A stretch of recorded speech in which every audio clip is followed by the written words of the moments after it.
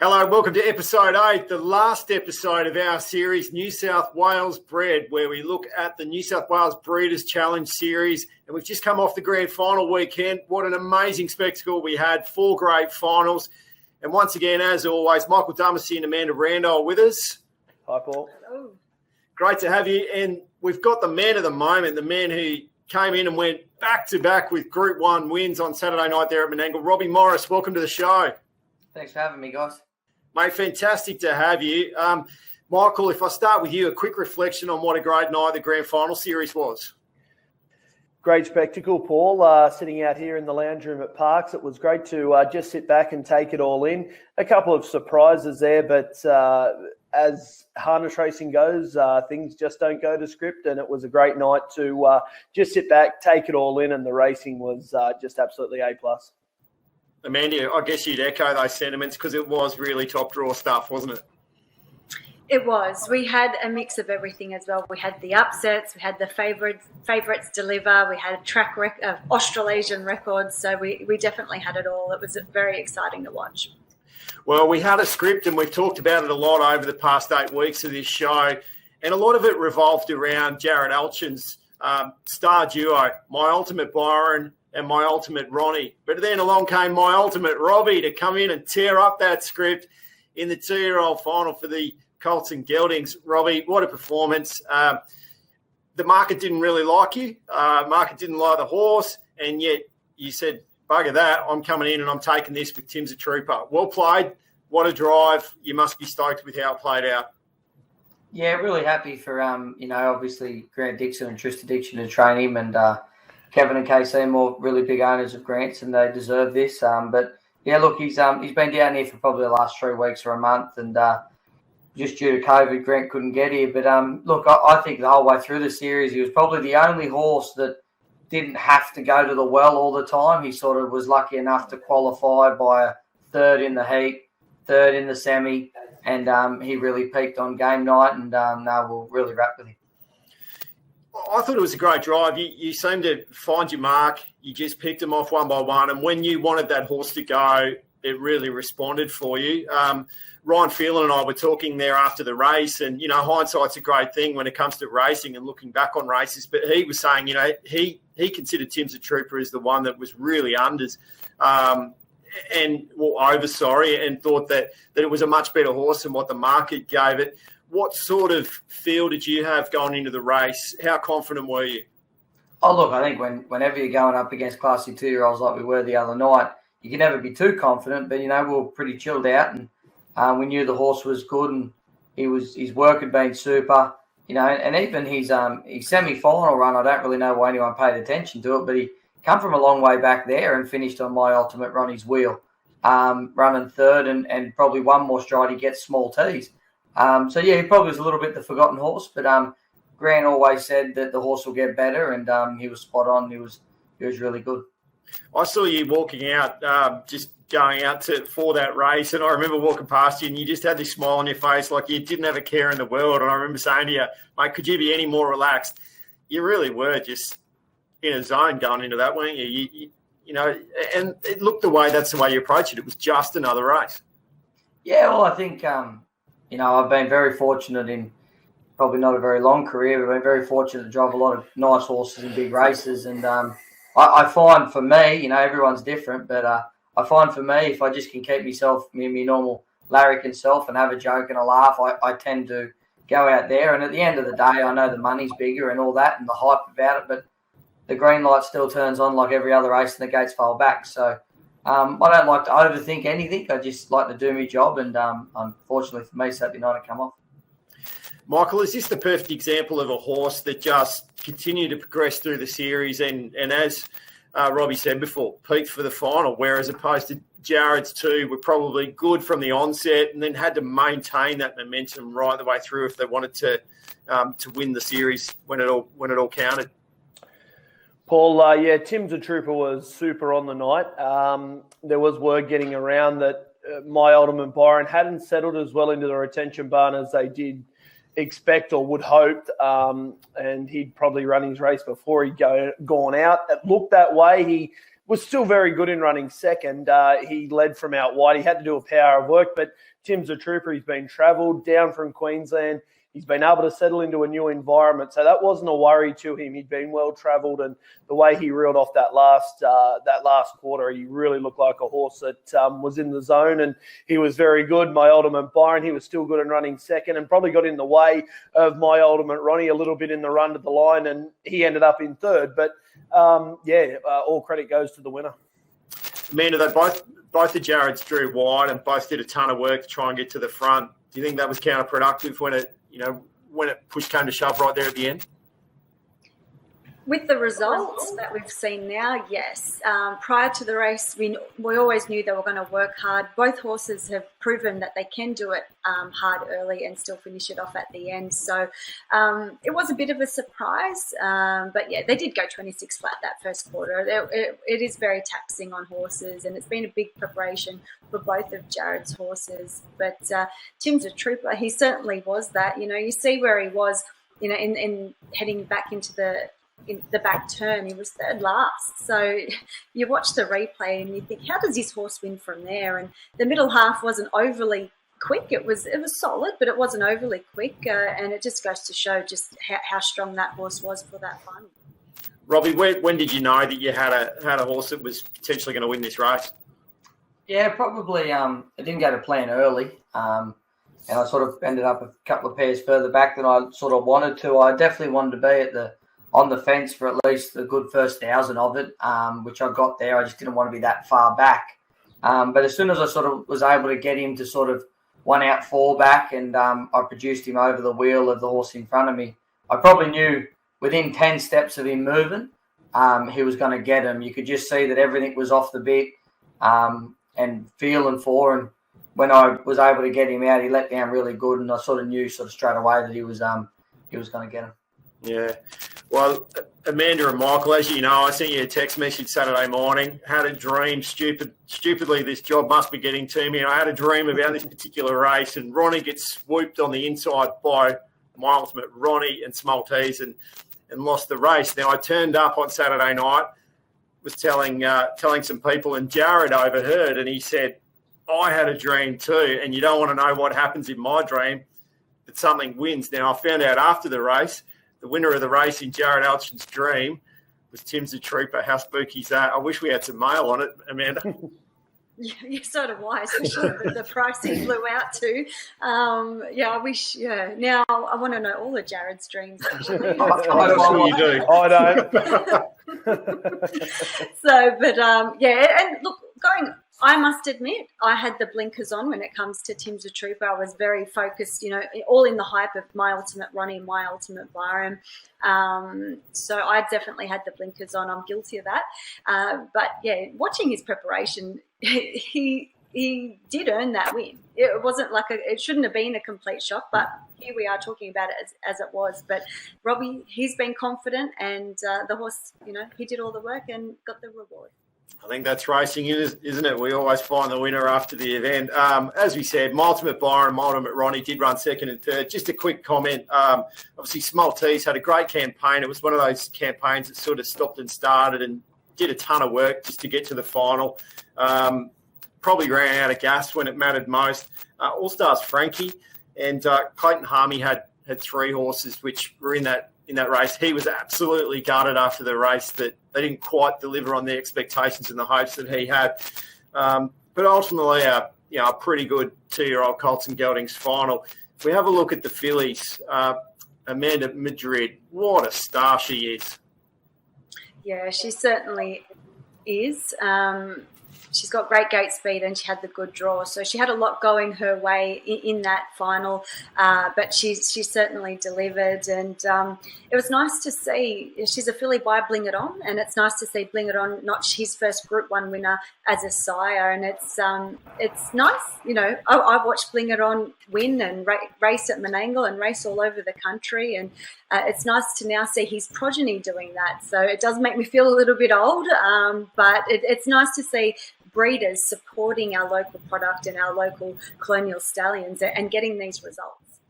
Michael, we kind of narrowed this down, and it did play to how we expected this one. This was the one that went went as we expected. Silk Cloud second, Captain's Queen for Brad Hill was third, Martini Stride, Miss X. They were kind of the five that we narrowed it down to in the show last week, and it did run almost to market order with this one, didn't it? It definitely did, Paul. The winner was Super Madrid. Take nothing away from her, and congratulations to Travis O'Grady, who cashed in and bought the horse just before the series started. It turned out to be a really, really good result for them, and the mail is that they turned one on out at Menangle on Saturday night, which is great to see. That's what it's all about. And Silk Cloud was massive. Tony and Leanne Higgs, absolute battlers from out west here at Bathurst, and they do a great job with their horses. They would have been over the moon. Captain's Queen, maybe she just come to the end of it a little bit. She has travelled far and wide to get here to the final, but she was still good. And Miss X, take nothing away from her. She was awesome. And there was a couple of nice runs in that final. Martini Stride was good also. Yeah, absolutely. Hey, Robbie, sometimes 2-year-olds are great and then they don't quite progress beyond the 2-year-old campaign. But do you get the sense at Madrid that we've got a pretty special horse on our hands here?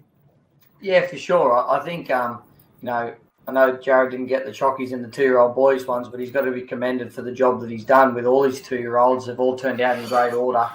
And I think more to that is Madrid will get a chance now to be a good 3, 4 and 5-year-old, because as has already come out in the press, Jared's elected to give her a spell straight away and miss a couple of races at the end of the year and get her ready for the Oaks. So she's in the right hands there, and she's going to be a nice mare and filly and mare for the years to come.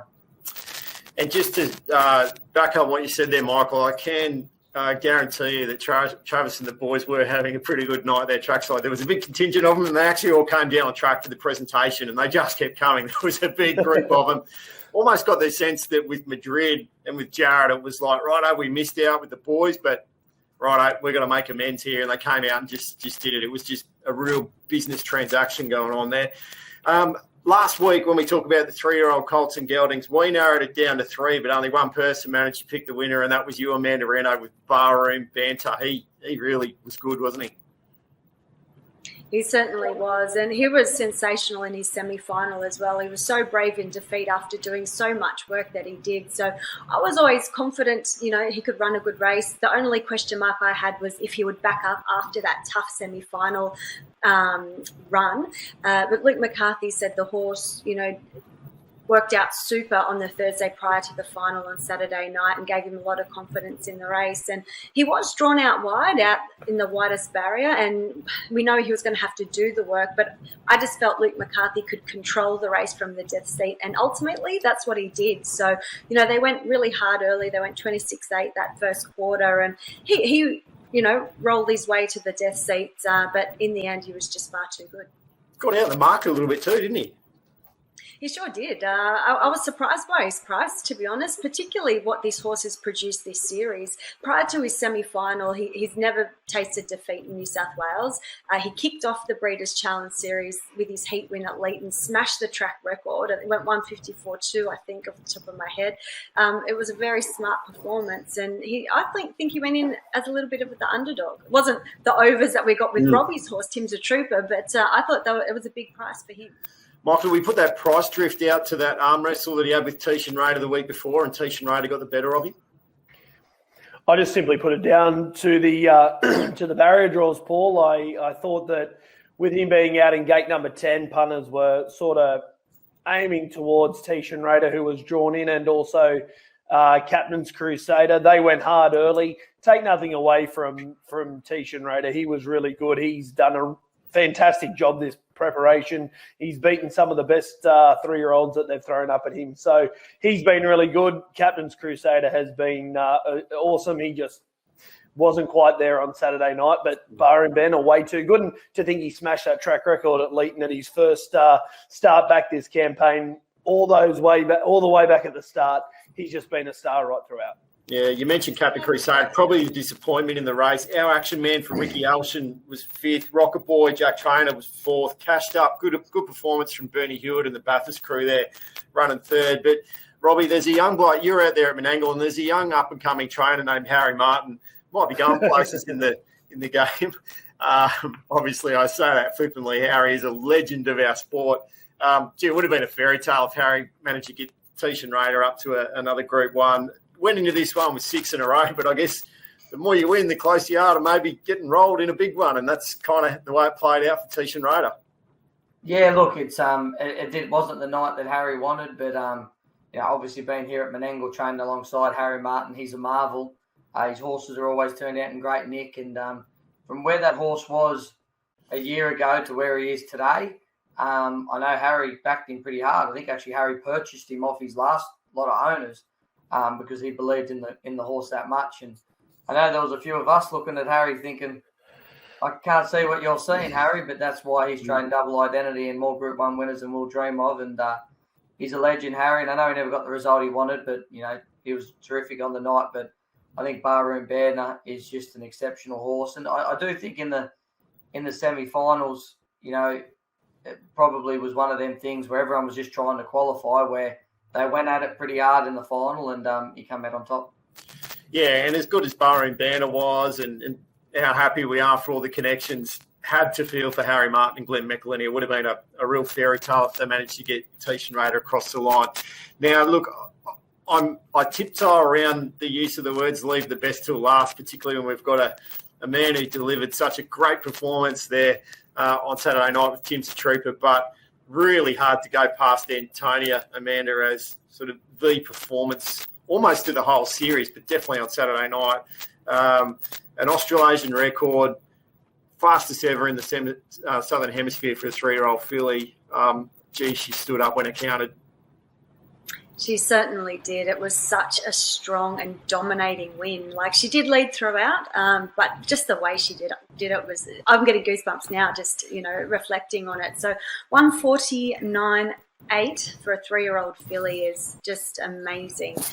To see any 3-year-old break that 150 is a huge effort, and a great effort by David Thorn as a trainer, honestly. Like, from where she started at the beginning of this Breeders' Challenge preparation, he had issues and he rectified those, and look what she produced on Saturday night. So, with all the pressures of preparing for such a big Group 1 event on top of you, as well as, the problems he faced with Antonia, David's done a huge job. And great to see Jackie Trainer get the win too. He was on the sidelines because he was a bit of a naughty boy with the stewards and had 3 weeks off, and the owners stuck by him and put him on, even though Luke McCarthy drove her for some of the series.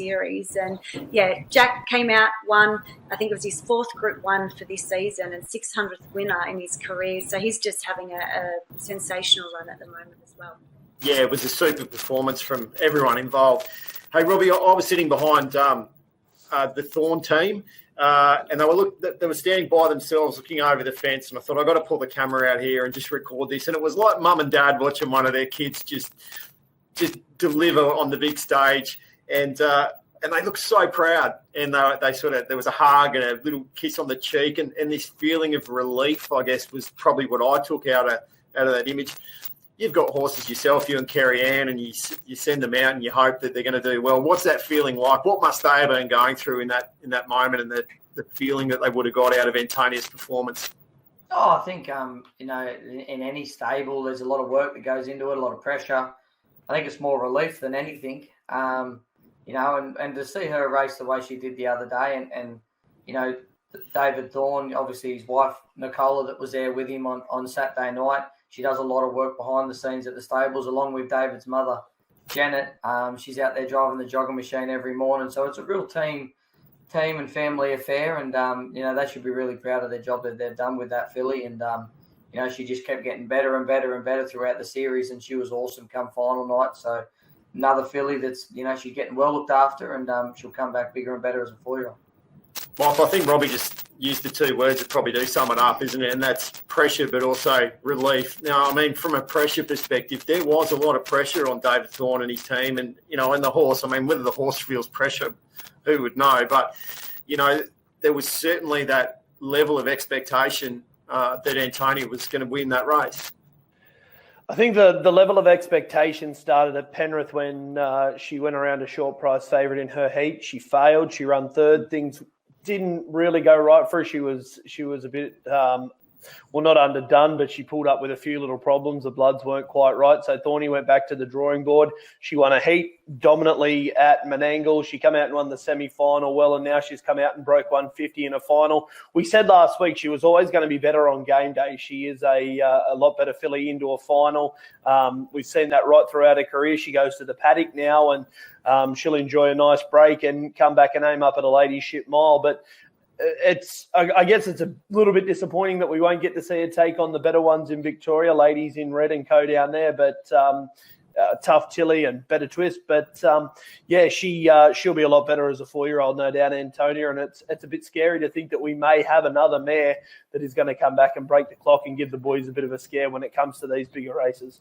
Well, she's putting a serious record together and a serious bank balance for her connections. So well done to everyone involved with Antonia. Just to round that out, Better Be Kept was pretty good, running second for Mick Doltoff. Chris Geary had a really good night, just getting some horses into some placings there in those finals. Chrissy Chick for Jason Grimson was good. Ballerini was great for Bernie Hewitt. Really good to see the Hewitt team come up from Bathurst and do so well on the night. Robbie, I guess probably the obvious answer to this question, what was your highlight of the series, is probably the win on Tim's a Trooper. But anything else that kind of really, really sticks out from what has been a fantastic 8 weeks of the Breeders' Challenge Series? Oh, I think, obviously Tim's a Trooper was a great thrill for my team and also the Dixon team. But I think through everything, probably all the trainers, it wasn't easy through COVID to get our runners where we needed to be, and to see everyone turn out their horses in such great order. All the horses that won each final were terrific, and like you said earlier, Bernie Hewitt, the trainers coming from each different area and regions and coming together on Saturday night, and they all held their heads up high. So I think just everyone coming together on final night and being able to get through the COVID situation, I think everyone deserves a good strong pat on the back. Mick, I know your heart was crushed when Chappie Street North didn't manage to make it through that first round of heats. But you had some great tipping performances throughout this show over the 8 weeks. You tipped this head turner at good numbers. The Stain, I know you were pretty bullish about, and the Stain was a great achiever throughout this series. So what's your highlight? Plenty of highlights, Paul. I think from my perspective was just getting down and being able to call some of these heats. I was lucky enough to kick off the series when Barroom Banter went 53 and change around Leeton, and then just getting out and seeing a few of these trainers and seeing the 1 and 2 horse trainers be able to get into the city, whether they qualified their horse, for a semi-final and into a final, or just whether they won a heat. It was just great. It's been a great series right throughout.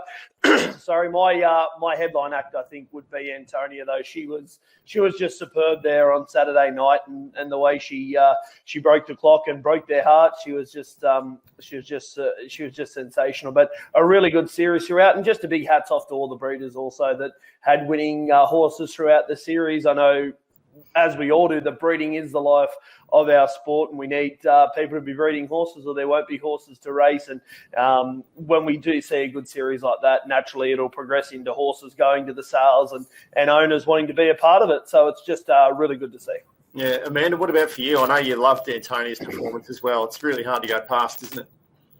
Yeah, it certainly is. And just her whole preparation, where she started at the beginning of this Breeders' Challenge Series to the final and what she produced on Saturday night. So she's definitely my highlight. Also think Barroom Banter, setting that track record at Leeton to open up the series was fantastic and so great for the sport. It brought so much attention to one of our regional tracks in Leeton, and that was just, this is what the Breeders' Challenge is about. It's about sharing the success stories right around the state.